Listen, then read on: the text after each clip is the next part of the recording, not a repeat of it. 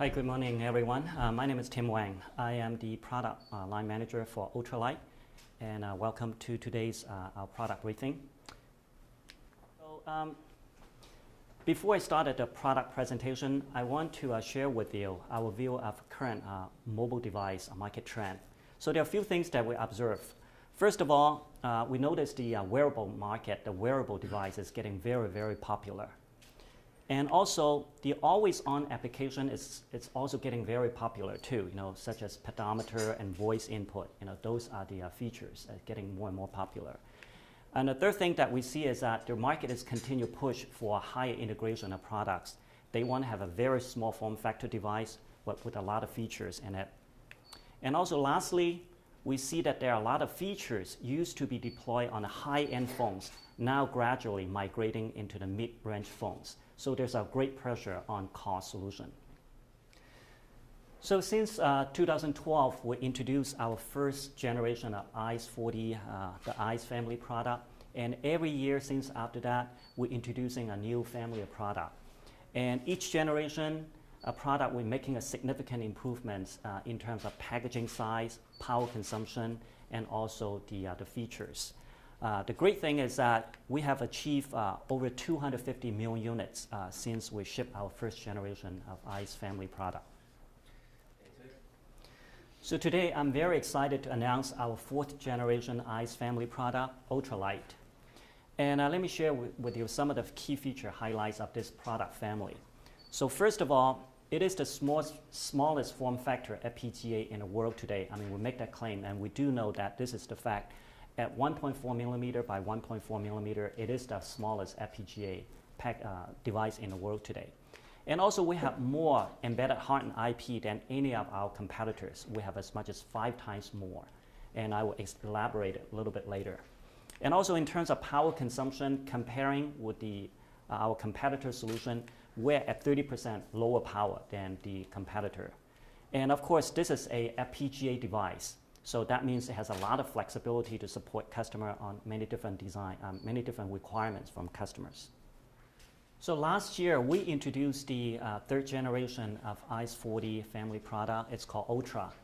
And then, so how does the UltraLite comparing with Ultra? Let's look at the power consumption. As you can see that we're making significant improvement in terms of power. The UltraLite is 50% lower power than the previous generation product. And in terms of packaging size, it's 55% smaller. And then the Ultra has 4 different densities. It has 1K, 2K, and 3.5K. And the UltraLite has 640 and 1K. We designed this way, intentionally designed this way, so the UltraLite is not meant to replace or compete against Ultra. They address on completely different applications. For example, on the wearable device, they want to have very small package, very low power, and this kind of density is sufficient to support those kind of applications. So those are very different types of product. They don't meant to replace the Ultra. So despite the UltraLite has reduced the size and power significantly, we still preserve a lot of hardened IP in there. And here's a long list of the hardened IPs that we have. We have current sync, we have 2 oscillator, we have embedded I2C interface, and we also have embedded memory. And comparing with us, look at a competitor, they only have 1 I2C and 1 oscillator. So we have as much as 5 times more hardened IP than our competitor. And in terms of packaging size, we're 60% smaller.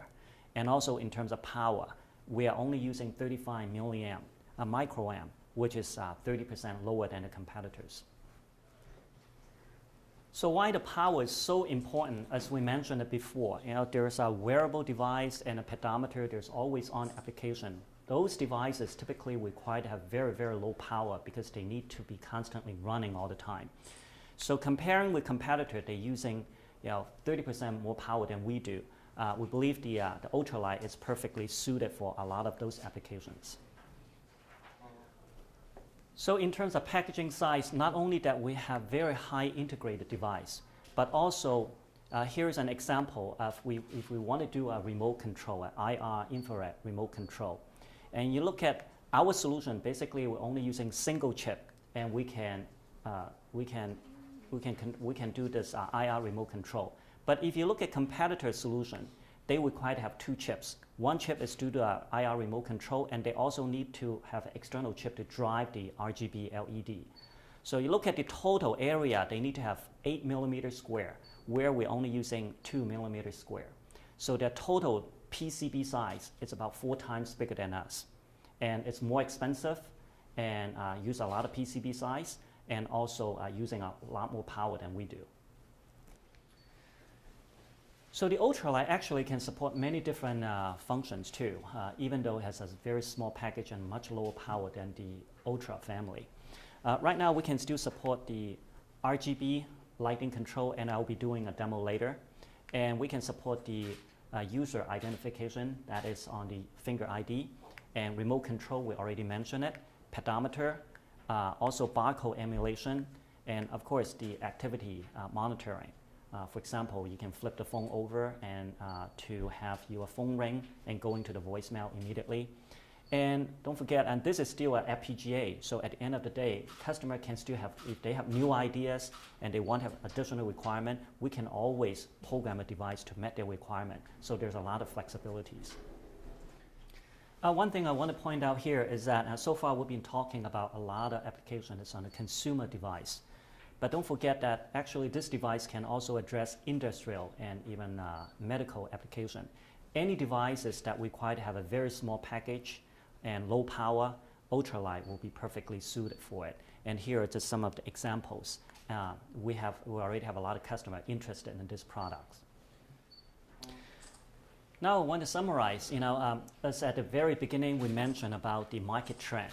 So we talk about the wearable and all other market trends. So how does the UltraLite benefiting, or how does the UltraLite can address those market requirements? So let's take a look at one at a time.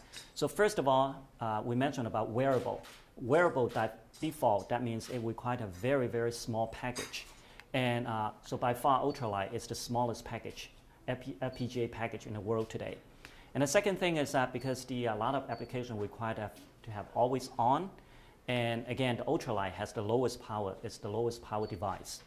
And in terms of feature requirement, the UltraLite, even though it reduced the power and packaging size significantly, we're still preserving all the key features in there. So it's a very highly integrated device. And the last thing is that, as we mentioned, that a lot of features started migrating from high-end phone to the mid-range phone. So there's a lot of cost pressure on the devices. So the UltraLite is cost significantly lower than our competitor and much lower than our previous generation Ultra device too. So this is a very, very good device to address all these market requirements. So we're, for the purpose, for the interest of time, we're just going to show you this RGB demo. So, so here I have a demo board over here, and this is the UltraLite on the middle. Very, very small package. So in fact, UltraLite will have 2 different packages. One has 16 ball. It's a 1.4 by 1.4. That's the one I mentioned.